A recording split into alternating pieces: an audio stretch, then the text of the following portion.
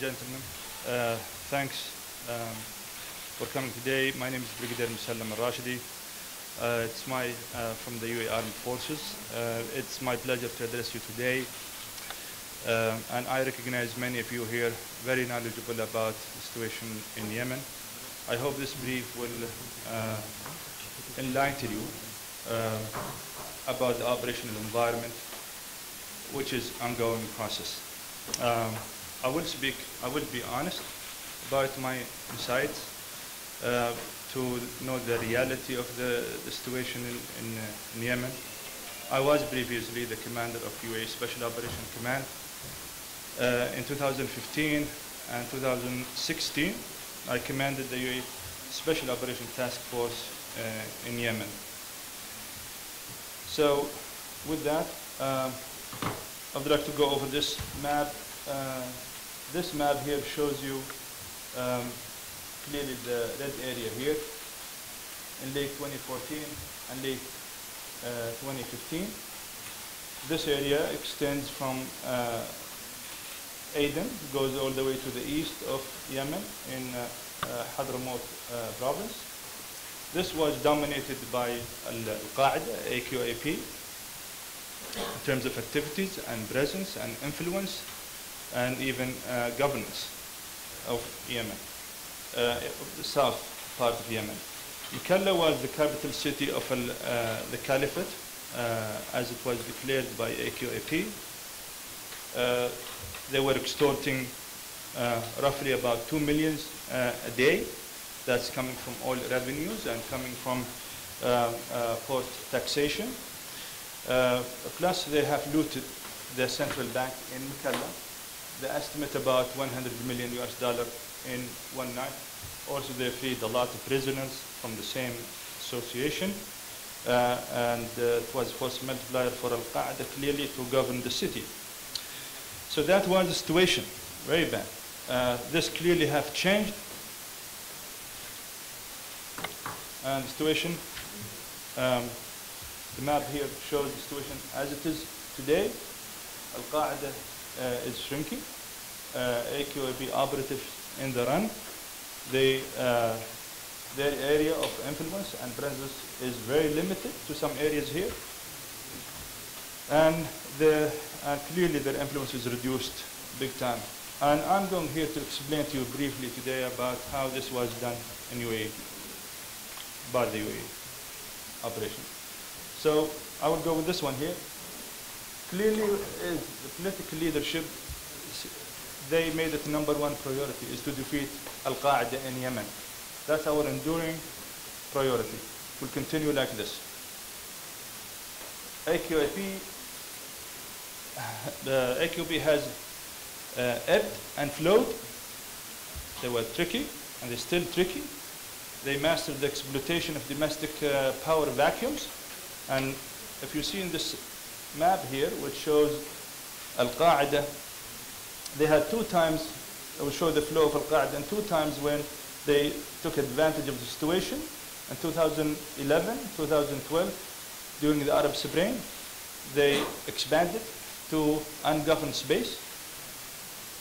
Same thing during 2014 when Al-Houthi rebellion was clear and full swing. They also took advantage of more further land, ungoverned, and they were taking advantage. And how that's they expanded and the flow of Al-Qa'ida. Especially after during when the Houthi, when Ali's, what's his name, the president of Yemen, the current president Hadi, was kicked out of Sana'a and he went to establish his government in exile. This one here, it shows the ebb of AQAP. Firstly, when Yemeni government conducted the offensive from Aden, going to the east Abiyan area, toward Shabu area, they had a hard time back then when they start to shrink their influence. But unfortunately, that operation did not continue because it was disrupted by Al-Houthi rebellion. So that was the first move. Second one was by the coalition, Saudi-led coalition, led on the ground by the UAE forces. Happened 2015 up to the present. This is when Al-Qaa'ida was defeated again in Hadramaut area and forced them into retreat to different hideouts. So the key theme really here, as you could see it here, you can't kill your way to victory against AQAP in Yemen with drones and SF raids. The key really here, the secret here clearly is to ultimately, win heart and mind. Competition for the Yemeni people support. That's what resonates and will stay forever. The approach, UAE approach to this is basic counterinsurgency. I would refer to this as COIN 101. So by that, what I mean here, clearly, you can't go into any phase of making Yemen stable unless you go and clear areas that's held by Al-Qaa'ida. You clear it and you hold it with the Yemeni forces before you go into phase 3 here, which is restoring and building and stabilizing Yemen. And key lines of operation here is humanitarian assistance. We provide essential services. We restore or upgrade any infrastructure. We could go and build some infrastructure as we see it, vital. The Yemeni government is stepping up, providing governance and civil institutions, getting them to operate again, and obviously creating jobs and moving the economy, rebuilding the economy, even slowly, but you start that process here. So this is clearly, it's the main effort here. But you have to clear and hold the area here. Another line of operation is targeting AQAP leadership and its auxiliary. Very important. There will be some guys who hardliner. They will never, no matter what you do, they will never surrender or give up. And they will find opportunity to kill any good citizens or anyone from the coalition. And they will never stop. You've got to activate that line of operation. Identifying and mentoring quality local leadership. Now, this is ongoing process. You have this, these are different lines, very methodical, but you have to do it and allow the time to do that. And with that comes many challenges. So the key really here is to have the Yemenis do it themselves. We can't stay for the long haul in Yemen. Someone has to step up, and that's mainly the Yemenis. If we're not really winning their hearts and mind and their support to take over this, whether that's at the governor level or at the local, the grassroots, they have to step up and do this. That's the key. That's the key. So it's really simple how UAE is doing it. We train them, we equip them, we advise and assist. We cue them based on intelligence, fuse intelligence. And we accompany them if we have to. Sometimes we have to go and do the fight when we have to. Or we do the restoration. But we accompany them wherever they need. We manage civil affairs programs implemented by local Yemenis. We try to get the Yemenis, businesses, entrepreneurs to get this and do this. And at the end, the big takeaway is they do it. The Yemeni do it. That's very important. We know this is how we're going to get out of Yemen one day. We have to build the capacity within the Yemeni. With this slide here, you could read it. You could read the numbers here.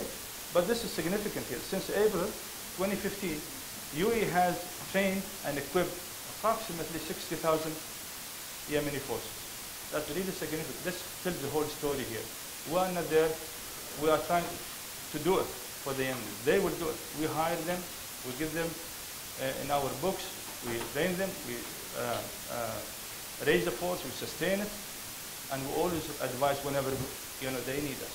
But ultimately, they have to do it.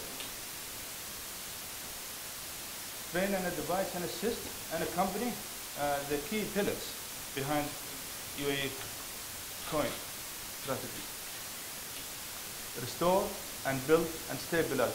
Extremely important line here. You can't really forget about the civil society. People have to feel services, whether it's coming from UAE or anyone else trying to help with this effort here. So how we do that, you could read it.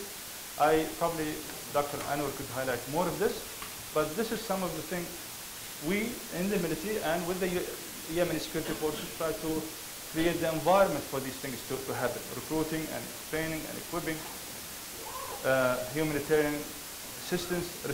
As an example, when I did this operation in Mukalla, clearly one thing we incorporated in our initial planning is to get UAE ships waiting off the coast of Mukalla. Once we liberate the city, they will just line up and go to the harbor and unload the stuff. And we have some basic assessment of basic needs of the Yemeni people. But that was the idea. You never go with just, with bullets. You go with something to give to the people in need of that service. Roughly about the figure I have, about 3.8 billion in UAE aid since early 2015. Targeting is another line of operation, very critical. We do this in a combined format with allied partners. I'm referring to UAE-led, but you have USA, you have the Yemenis mainly. And it's based on basic find, fix, finish, exploit, analyze process to ensure, or as much as you can, the accurate information about what do you target. And targeting, I mean, we could do lethal or non-lethal, and the lethal could be kill or capture. But we could do non-lethal if we see that appropriate. But I will just bring to your attention here, I mean, some of these, find, fix assets, because we mix very well with the culture. We could get human side of it, but we leverage the U.S. Technical capability through the SIG-IN and imagery and ISR. But the finish here could come from anyone. Could come from Yemenis, security forces, Yemeni army. It could come in a bilateral format, Yemenis and UAE together leading this, or it could be trilateral. And that happened more than one occasion with the U.S. Special Operation Command participating in this operation. Exploit to analyze, it's always important. We do that in a combined effort to enlighten our targeting process. So, targeting impact on AQAP. Large number of Al-Qaeda, some dangerous people been killed or captured. Some of the figures, I tried to accumulate some figures here from different geography. Around 1,000 core AQAP fighters have been killed. In Mukalla alone, roughly about 500 to 600 were captured, but about 120 to 200 roughly were killed. Some of the hardcore Al-Qaeda, to include foreign fighters. So you could see here in this whole campaign how it evolved from after this is the Taiba here with Mukalla, April 2016. That was a big loss. That's the capital. They have access to recruit people here, and they have access to money and basically governance. They have the upper hand in Mukalla. But once that's clear, that allowed later for subsequent operations to expand to the west and influence the coalition presence to the west, followed by Shabwa and Abiyan. It didn't happen over time, but Mukalla operation paved the way, created the condition to move to other ungoverned space. So, in my concluding assessment, these are key assessments you guys need to take away. AQAP at its weakest point since 2012. That's the situation today. That's what we see today on the ground. It has lost half of its territory. It held at its peak early 2015 and early 2016.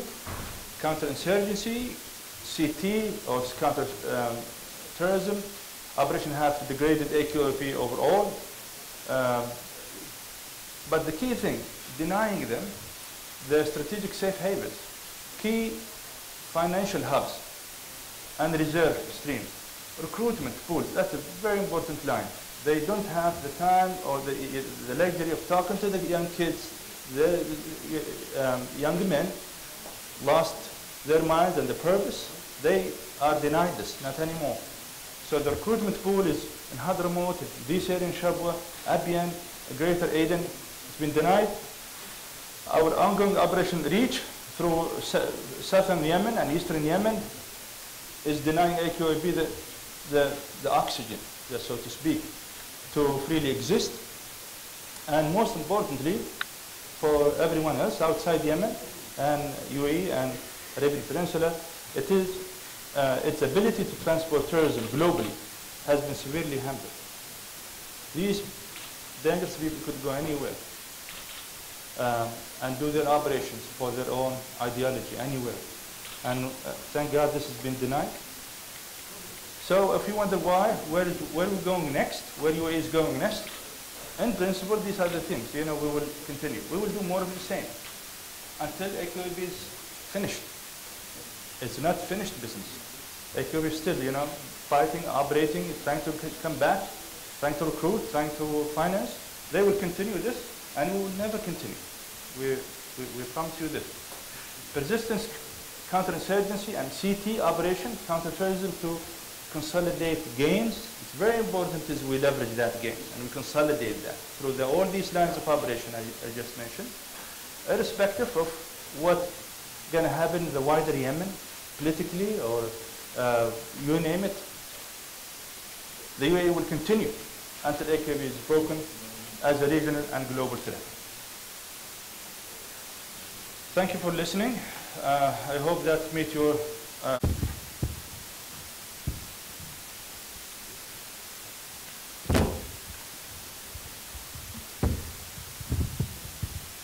Thank you, Brigadier. Now I'd like to invite Dr. Anwar on the stage.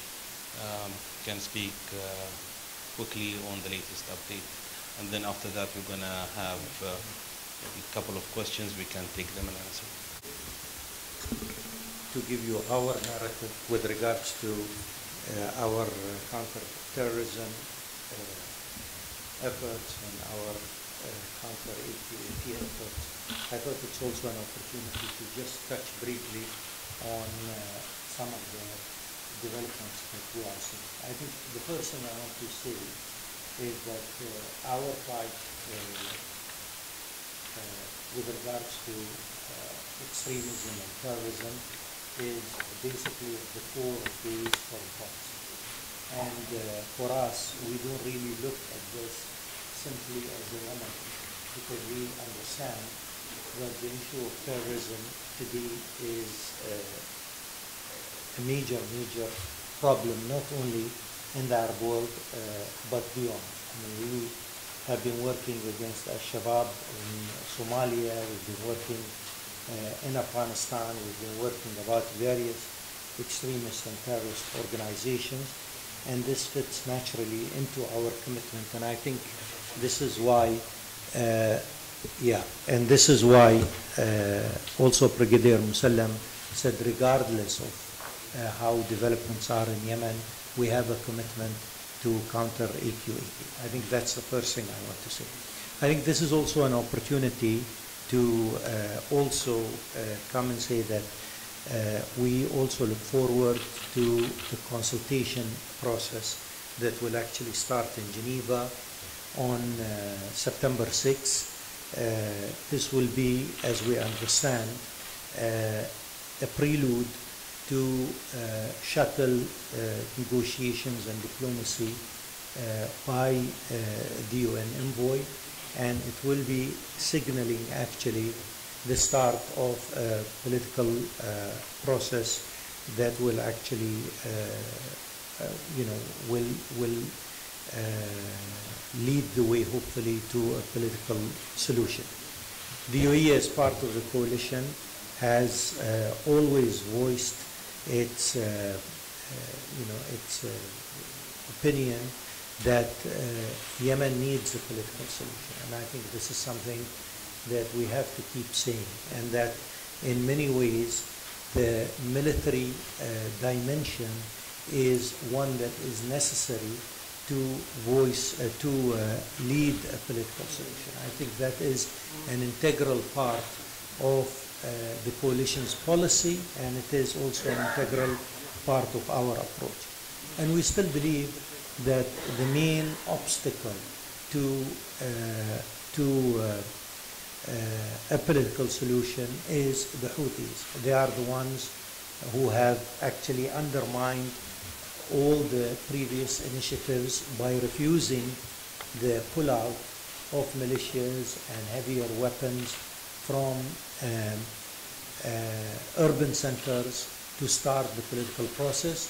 And I think this new political process also will test them. And unless proven otherwise, I think they will continue to be the major obstacle to a political process. With this in mind, we continue our pressure on Hodeidah because we feel that that is essential to strategically change the landscape. And I think we have approached Hodeidah with a lot of patience and rationality, but we continue to believe that for a strategic change and in order to shorten the war, the pressure should be continued to on Hodeidah, the port and the city, and I think we continue to see this as part of the current landscape. A couple of things I also want to mention here quickly and emphasize. A few weeks ago, I think it was about 2-3 weeks ago, the Iranian president had a bellicose statement with regards to the Straits of Hormuz and Iran's intention to close the Straits of Hormuz. Conveniently, within the next few days, the Houthis basically attacked 2 Saudi tankers in the Red Sea. And I think this was another example of the macro picture, the strategic picture of what we are seeing.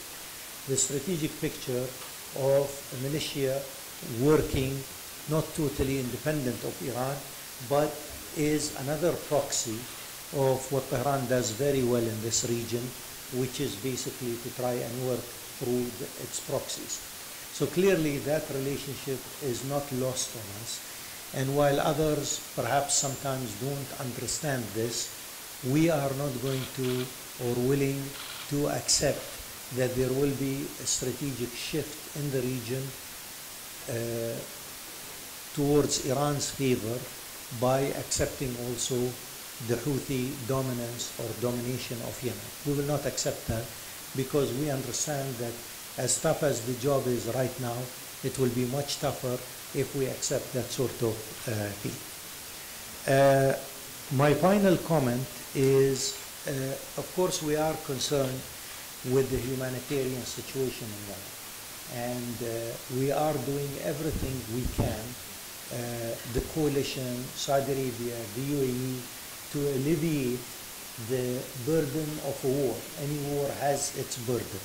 And we're doing it every day through various initiatives. The latest of them is confronting cholera outbreak in Hodeidah area, also with international NGOs and others.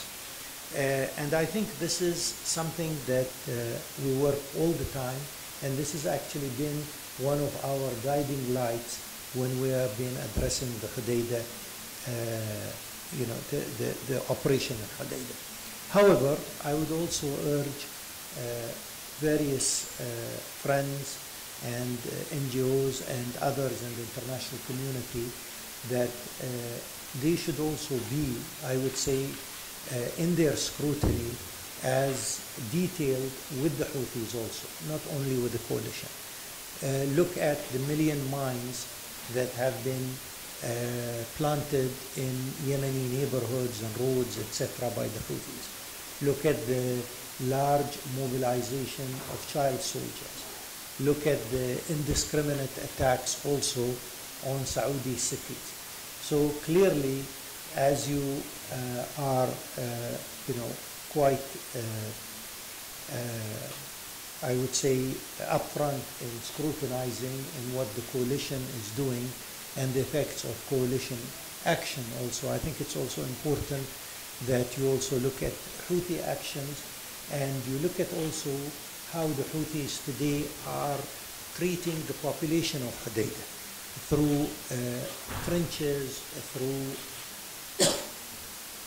compromising the water supplies, through making sure that you are using schools and other facilities as command centers. And I think these are areas also that need to be scrutinized. The main purpose, these are just brief notes that I wanted to add, but I think the main purpose for our presentation today is what Brigadier Musallam has outlined. Al-Qaeda has been in Yemen prior to the coalition's operation, and Al-Qaeda has benefited from the various failures of the Saleh regime in Yemen, and has built a very comfortable presence for it in various provinces in the south of Yemen, extending all the way from Hadramaut towards Aden, and it's become a part of life. And I think what we have done is we have consistently over the last 3 years have managed what I would call a parallel operation, as we are moving really on the Yemen, on basically confronting the Houthi coup. We have also had a parallel operation which has really sapped Al-Qaeda's strength, and I think Musallam also, Brigadier Musallam today, with his knowledge on the ground, where he's put his life on, up in these front lines. He knows it inside out. He's, I think, described that from our narrative. There's much more information that we have, but this is what we can actually disclose publicly in order to put forward also DOE's narrative. And I think Musallam's done a great job in outlining this. Thank you very much. Shukran.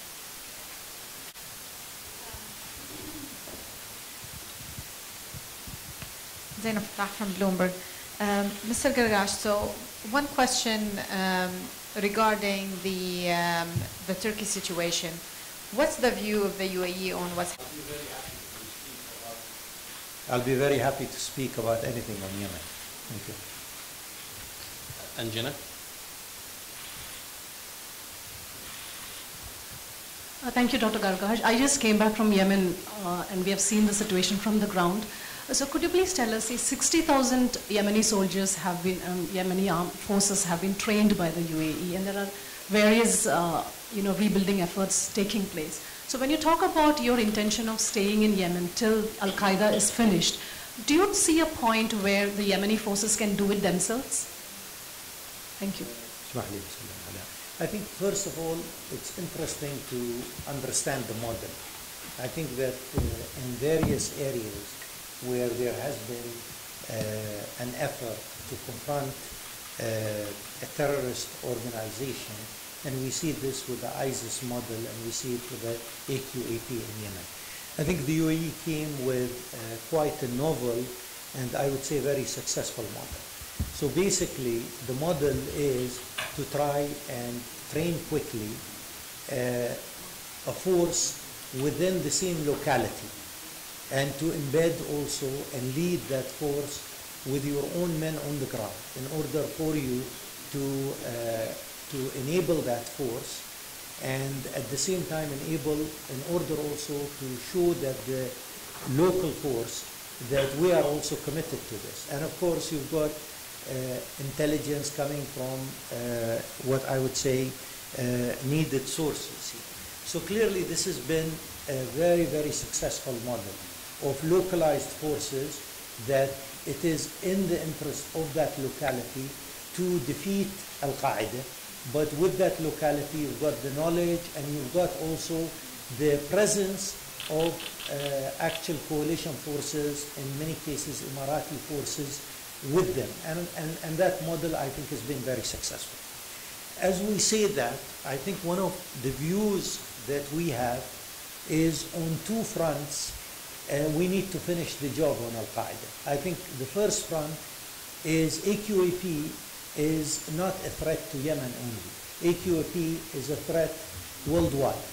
And over the years, through the operations that they have led, this is a threat to the Western world, it's the threat to the Arab world, it's the threat to Asian countries, African countries. And if you look at the nature of operations that AQAP has led over the years, you can tell that.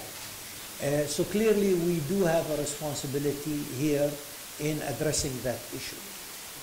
Beyond that, whatever, I think one of the things is whatever the shape of the post-conflict Yemeni state that emerges, if we allow an organization like AQAP to build up and not to uproot it, then make sure that they will actually be a threat to any shape or form the post-conflict Yemeni state has to do.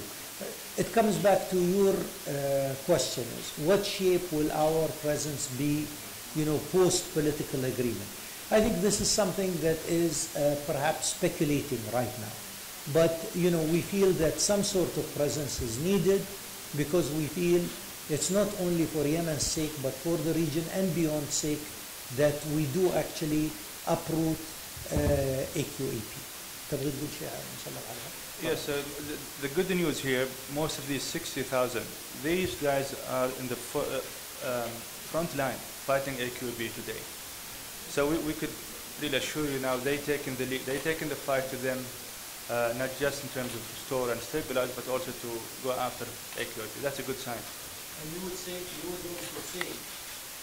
you would also say you had more Emirati in the front line if a year and a half ago than today, for example. Yes, now it's a big difference. We reduced our footprint, they leading it, we're just supporting it from giving it back in support. But Yemen is planning it and conducting the offensive. That's a good sign. Yeah. And the emphasis, I think, and impetus on this should continue because, as I said, AQAP in many places used Yemen as basically a logistical hub to recruit, to finance, to plan operations. They had their top, explosive experts living in Yemen, but many of the operations were exported to various areas in the world. John? Hi, John. I would just say this is wrong accusation, with all due respect. And actually it makes me kind of angry here about this accusation. Is based on nothing. How you negotiate with someone who's not willing to negotiate, basically? They are not willing to negotiate. Most of these hardcore guys, if they're willing to go and fight, and we have guys been injured, killed by the AQAP, and there's no point of negotiating with these guys. Clearly that's a strategy by AQAP, and it's basically wrong. Again, as I said, this war has been and remains an ugly war, and it's a war that has to be settled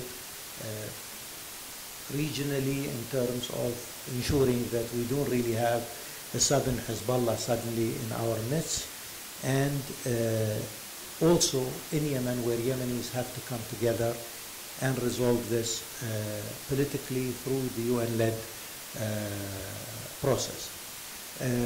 In this war, we have seen civilians,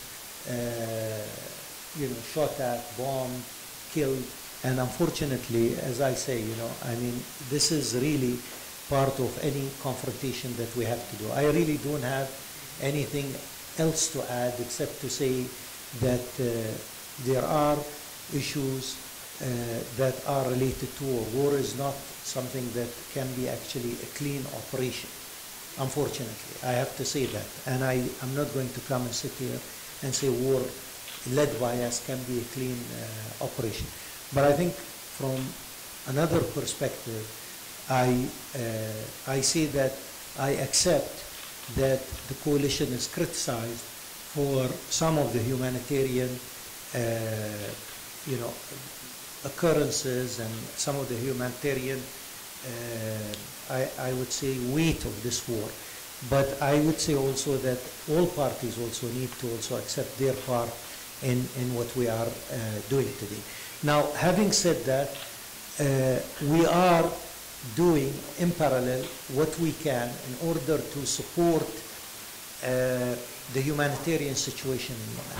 The way that we have approached the Hudaydah operation has been sensitive, and I would say it has been at our own cost. We have given the UN ample time in order to ensure a pullout from Hudaydah. The time that we have given, the Houthis have used to mobilize, to entrench, to solidify their position, to dig trenches, to do this and that, to put, we could have done this very quickly in terms of a very quick operation, but we understood that this is a population of 600,000. We are not going to be drawn into a street-to-street fight. And we also listened to NGOs about the fragility of the humanitarian infrastructure. And we understood at the same time that the enemy will use that in order to solidify its place. And we understood these, but we continued and we continue to come and insist that there has to be a change in Hudaydah. We will be patient, but we will not change our strategic goal because we believe that the Houthi losing Hudaydah will actually shorten the war. Renee? Secondly, there were some calls at the UN for an independent investigation of this recent airstrike in northern Yemen. This operation, from my perspective, clearly the American presence is valuable in terms of mainly intel support. They recognize this is our fight, an Arab fight for an Arab cause here, and they've been wonderful in terms of supporting us, in terms of back-end support from intelligence perspective, ISR, etc., all that thing. That's how I would like to recognize that from this platform today. And second question, part two. I'm just wondering these trilateral operations being conducted with the U.S. attacking teams? No, that's mainly intelligence support. That's what, in terms of the intelligence cooperation mainly. But we have the Yemeni army is doing a wonderful job, doing tracking and moving forward, charging the offensive operations against AQAP, supported by us, and we've been supported from intelligence perspective by the U.S. We like that model, and it's worked for many good reasons. You probably know about. I think I want to add on the political side here. I think what we have from Washington is two important areas here that I think on a political side are very helpful. The first important perspective is understanding the sort of strategic and regional dimension of the Iranian role in Yemen. I think this is something that Washington gets it more than any other party. It's very easy to drill down and look into specific Yemeni issues and specific conflict issues. I think Washington understands that, but at a higher level, I think there is a very clear strategic understanding. And from our perspective, we are not going to get caught off guard as the region got caught off guard in the early 80s and suddenly people blinked and Hezbollah was established. We will not see that moment happen. I think that is important. I think on the other perspective, I think Washington also understands that with regards to Yemen, Washington understands also how lethal and dangerous AQAP is. And we understand also that this is an opportunity that we haven't really had in the last 20 or so years of actually addressing fully AQAP's, sort of what I would call no man's land. Because AQAP, since operations in East Africa, even prior to 9/11, depended a lot on the sort of expanse that it saw in South Yemen, and this is an opportunity for us to address that. So I think these are, from a political perspective, these are the two important things. With regards to the other part of the question of investigation, it says, again, we are led by a coalition here, and the coalition's investigation, I think, is important. I think many people will also argue that in various conflicts that we have seen, many parties in an active conflict have not allowed for what you would call neutral or independent coalition in a zone of operation, I think. And I think that for us to be asked also to do certain things in let's say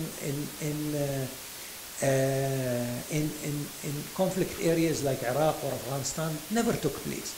And I think what the call should be is for us perhaps to tighten our rules of engagement or to ask us about how we are doing these things